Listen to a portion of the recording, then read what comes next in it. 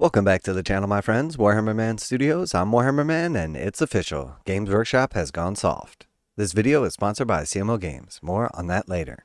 Well, I don't mind being the first one to say it, but it's official. Games Workshop has gone soft, with 4 adorable Warhammer plushies coming from TOMY. Prepare for a cuteness overload next spring, when 4 confusingly cute new plushies arrive, courtesy of international toy company TOMY. So here we can see the 4. And then also we see a couple of models there for identification purposes. Just announced ahead of the New York Toy Fair, there's something for everyone here, including a Nashasquig, a Spanagrot, a Nurgling, aka the Little Unclean One, and a Sacrosanct Gryph-hound. Alright, so here we see the Nurgling, and this is actually the second Nurgling plushie, probably the architect for why we're getting more of these things. As a couple years ago, they made a special Christmas plushie, and unfortunately Games Workshop had to recall it, because there were some issues with like a little ball breaking off, like choking hazard situation. But have no fear, Nurgling is back. And then we also see the Nashasquig, pretty cool. Everybody likes squigs, little froth around the mouth there. And then we have the Spanagrot as well. He's got his little tool in his hand there, little goggles on top. And then the Gryph-hound, which honestly, if I saw this, I wouldn't even believe this is Warhammer. It doesn't really look like a Gryph-hound, and it doesn't look anything like anything Warhammer I've ever seen. The Nashasquig is bounding in for a kiss, or more likely a lick, while the fuzzy neck plumage of the Gryph-hound is just begging for a cuddle. The Little Unclean One is just happy little guy with only the tiniest stomach prolapse, while the Spanagrot is a perfect sidekick for any budding Big Mac. The first 3 of these will arrive to buy from certain Warhammer stores, the Games Workshop web store, and selected partners in 2024, while the Gryph-hound will turn up later in the year. I mean, let's be real. If the Gryph-hound never turns up, I don't think anybody's going to miss whatever that thing is. So yeah, not really my style. I don't get as much into like the affiliated toy type stuff, but I could totally understand how these would be cool for your kids, your girl, or to cuddle on a rainy night. But that's not all the random one-off stuff we got going on here. Let's take a little look at something that is pretty cool and actually made me kind of want to get it. Lionel Johnson strikes a pose in his spiffy new JoyToy model. The return of Lionel Johnson to the 41st millennia is one of the most seismic events ever to rock Warhammer 40,000, as the Primarch of the Dark Angels stepped from the mist-wreathed pathways to join his sons at their hour of direst need. His jaw-dropping model is a serious miniature of the year contender, and now that sublime design comes to your shelves in an all-new, fully posable form. Alright, so here he is in all his glory, and I've got to say, this model is awesome. Or this toy, I guess I should say. I mean, it's pretty impressive, the quality of paint job that they're able to get on this. You can see like nice edge highlights, good color combination, and just overall, this thing looks like great quality. Definitely a big fan, and I was hesitant to collect any of these like toys, just because I already collect a lot of toys in the form of models. But when Guilliman came out, I'm not going to lie, there was a little pull at my heartstrings to pick him up. And now that I'm seeing the Lion, it would be pretty cool to collect all of the 40k Primarchs as they release models for him. In collaboration with our friends at JoyToy, the Lion joins a long line of superposable Warhammer action figures that includes elite warbands of Chaos Terminators, Stompy Warsuits, and soon even warriors from Age of Darkness. These 1/18th scale figures have an outstanding amount of detail, meticulously reproducing the smallest particulars from their tabletop counterparts. Everything down to the Primarch's intricate skull pattern belts and Dark Angels icons are present and correct, including the 2 Watchers in the Dark who accompany him everywhere. So very cool. Here we see a different pose. He's got the sword kind of like stabbed into the ground. We see the Watchers, one carrying the sheath and another carrying the censer. Just really cool. Lots of cool detail. Very well done. We see the beautiful Emperor shield, awesome and very detailed backpack. And then we see the various head options as well. Very similar in look and style to the actual model. It would be a lonesome galaxy without some of his sons to keep him company, and just so happens that 3 are arriving alongside their Primarch, including 2 available for pre-order right now. Grandmaster Azrael and Supreme Commander of the Dark Angels crossed the Rubicon Primaris earlier this year, and arrives today in his full panoply of war.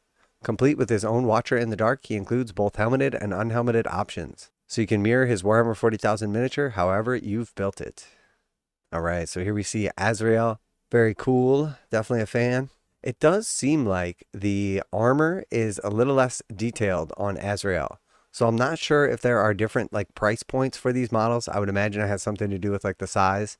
but maybe how detailed they are as well. But I'm noticing this is still a very detailed model, but like the black armor is just straight up black. The green has like some basic little bits of like highlights on there, but doesn't have those same edge highlights. As opposed, if we look at the Lionel Johnson here, we can see some very clear like edge highlights on the edge of the armor and everything. And actually it looks like multiple layers because we can see the black transitions to like a light green and then almost to a white. So it does appear that there's a little more detail on the lion. But Azrael is very cool as well. Lazarus, master of the Fifth Company, is famous as the first Primarch Space Marine inducted into the Dark Angel's inner circle. He packs a great winged helmet of his own, along with his power sword, Amity's Edge. These figures are so flexible that he can easily hold the blade in both hands, with 3 different hand options for each arm, meaning you can equip him with a wide range of awesome poses.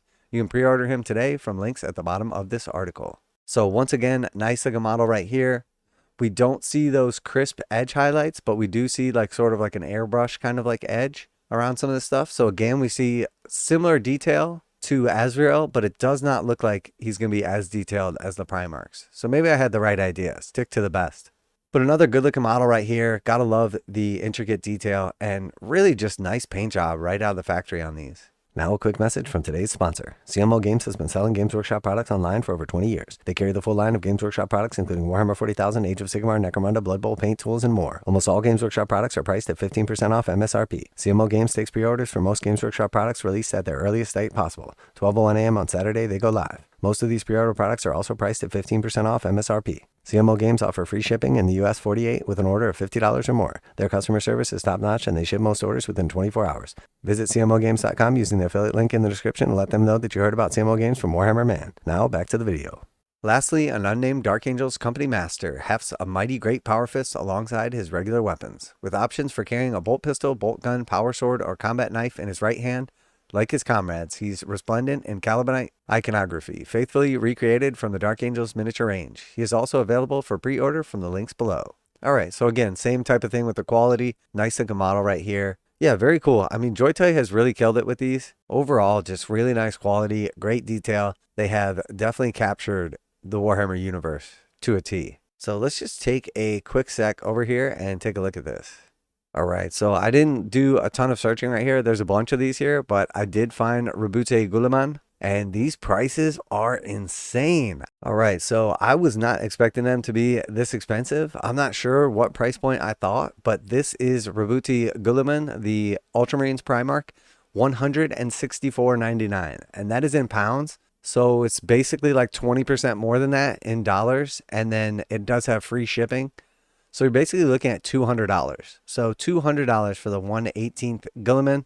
I would imagine that the Lion is going to be priced very similar, if not the same. So these things are pretty freaking pricey. Now that being said, I did not see the actual Dark Angel ones. I did scroll through here a sec. But we do see that they have like lower value ones like an Astra Militarum, Tempestus Scion for like $58. So there's definitely some variance in the prices here. But essentially, we're looking at somewhere around like $80 to like $200.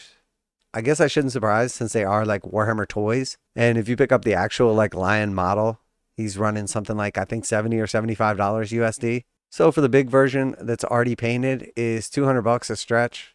I don't know. I guess that's up to everybody. It's kind of funny when I think about it because seeing this guy for $200 and being a toy seems really expensive, but he's probably about the same size as like the Cerastus Knight Lancer, which was like $200. Also a toy, but I guess because we call it a Warhammer model, it doesn't seem as pricey. Not to mention you got to build that and paint it, and this thing's already ready to go. So it really is all relative. It's a matter of perspective. So let me know what you think down below. Are you going to follow Games Workshop and go soft, pick up some of those new plushies? Or are you saving up for something big like a new 1/18th scale Primarch Lionel Johnson? Always like to hear back from you guys in the comments. I haven't picked up any of the JoyToy stuff. I did get the artist proof like Sisters of Battle from the other company, thinking one day I would like paint her up. I haven't actually got to it yet. She's still sitting in the package. I'm curious, does JoyToy also make unpainted figures? I don't think I've seen them, but maybe that's like a little bit more appealing to me to just like paint something on a larger scale that's still Warhammer. I think that would be fun.